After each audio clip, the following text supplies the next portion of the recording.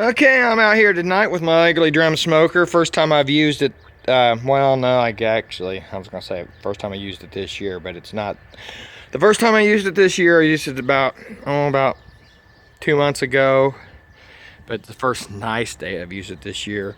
I've got me a unit I'm getting ready to put on here, a temperature controller. And I got me a new got the hook up here, and I'll show you that a little bit later.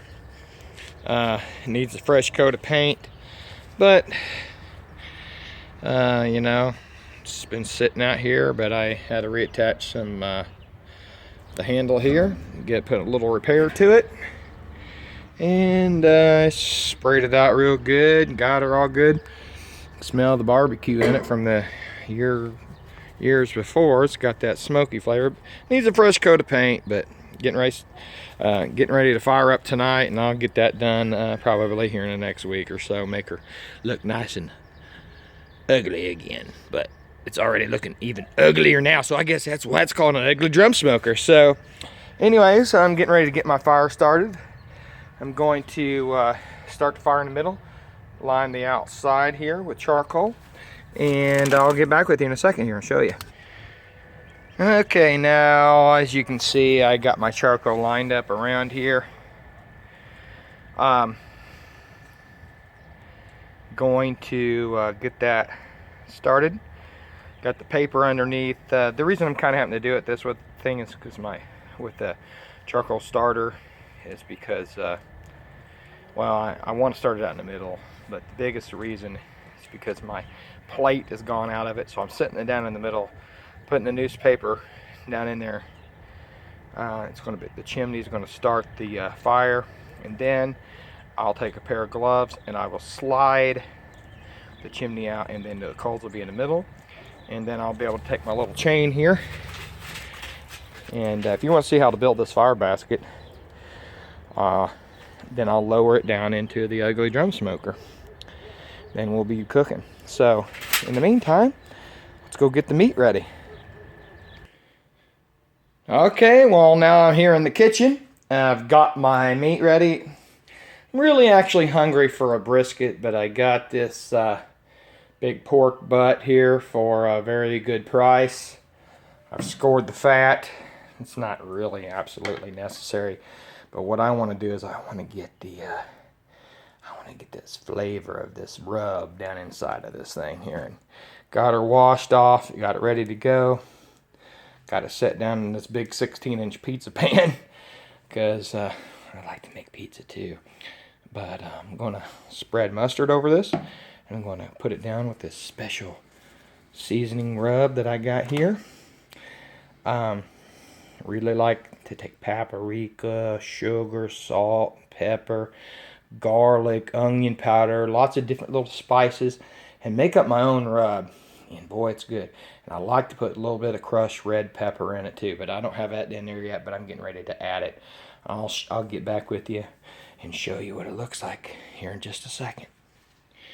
Okay, well, here I am, and I've got the mustard on top of the meat here, and I want to start generously putting rub on this baby. I like to really cover it pretty good, and I love it. It's messy on the hands, but get it down on there real good. Around the sides, you can pick this goodies stuff up here and slap it. I like to use the mustard because I think it really kind of adds to the taste a little bit, but it also helps the rub, the stick. I saw another guy do this, and I really liked it, and I tried it without it before, and I tell you what, I think the mustard makes a difference. So, and I got the mustard on this side. Now I'm just going to pour this rub stuff, and I got the red crushed peppers in there now, if you can see. Get that right down in there. And it's just, we don't want to take any of this goodness away here. We want to keep this goodness packed with goodness. Goodness. Mm-hmm. All right.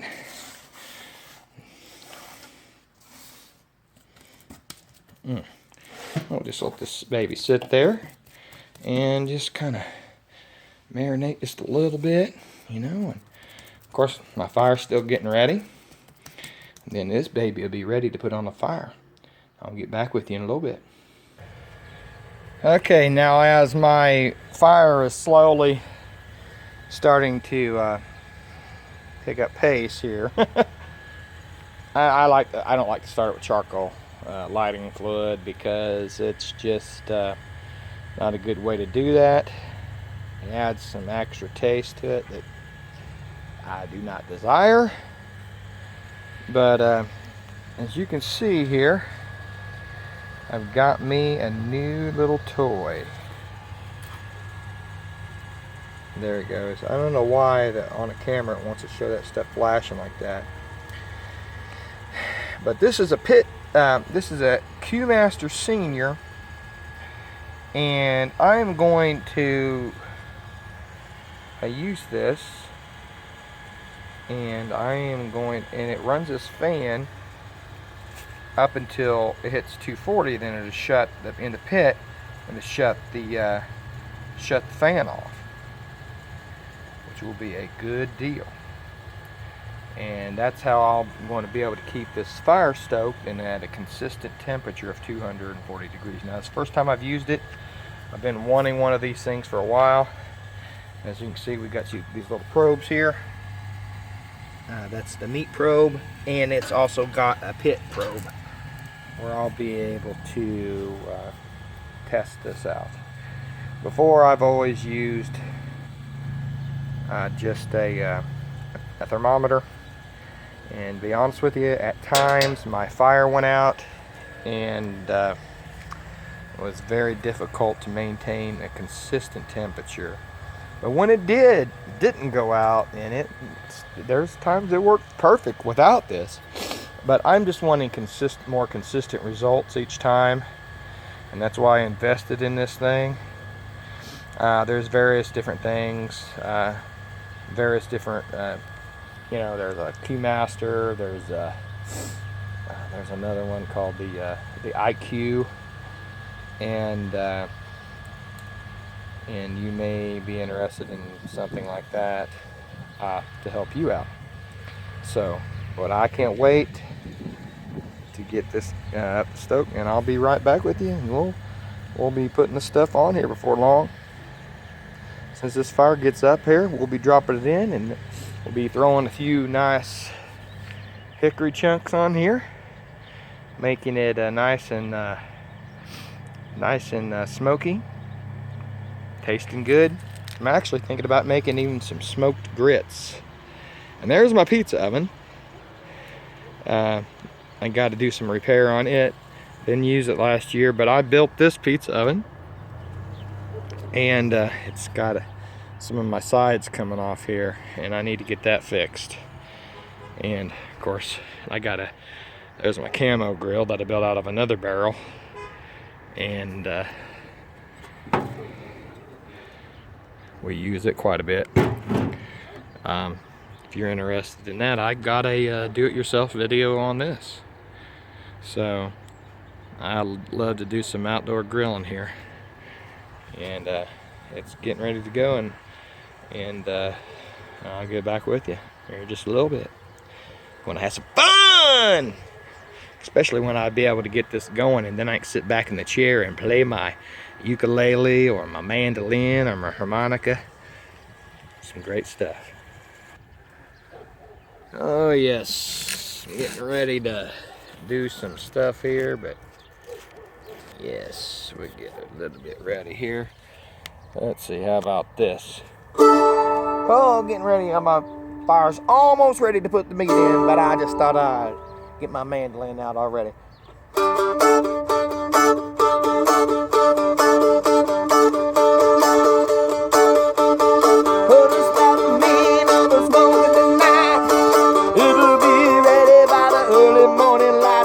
Taste good, it'll taste good.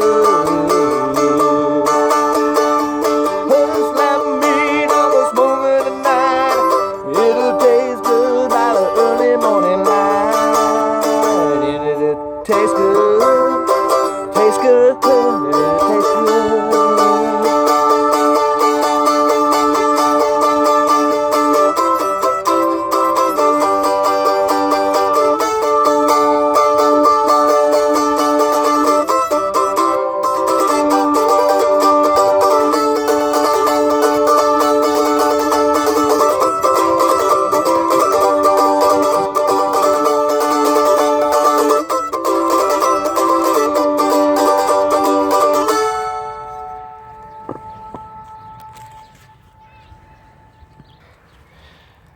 Okay, the coals are going really good in the middle there. I'm going to go ahead and just reach down in here, and if I think I am, I'm just going to pull that baby out.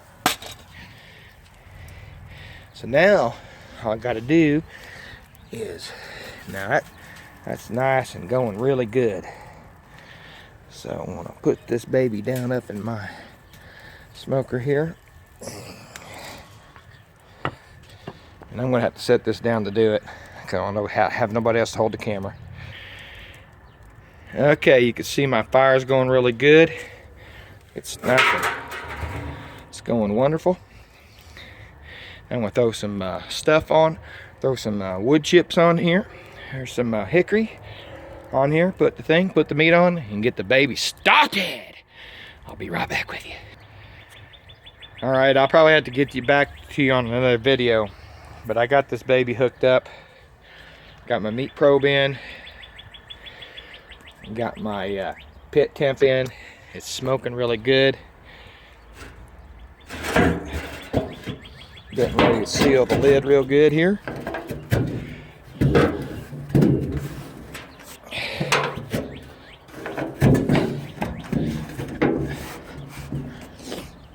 And then we're going to turn this thing on.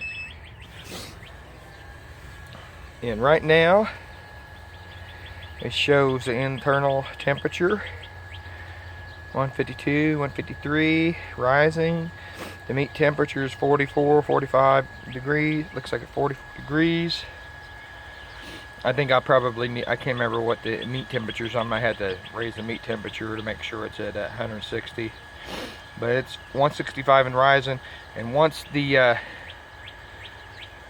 gets to 240, it will hit, the fan will go off, and it won't blow anymore. This little fan will go off. It'll shut this fan off, and it should keep it from maintaining this temperature at the specific temperature that I want for the rest of the time. So this is what I'm doing. I'll get back with you on another video on the cook, but I'm going to be cooking this pork butt for about 4 to 5 hours like this. I will take it out, probably about 6 hours. I will take it out. I will wrap in aluminum foil, put a little bit of juice with it, maybe a little bit of water, wrap it up double heavy duty aluminum foil, and then put it back in the smoker for another probably 6 hours. So it'd be about 12 hours, 13, 14 hours. And this baby will taste tremendous on my ugly drum smoker. Hey, thanks for tuning in. This is Nathan. Thank you so much for being patient with me. Thank you for listening to this video. I hope it was a help to you, blessing, and I hope you liked my impromptu mandolin playing. God bless you, man. Have a great day.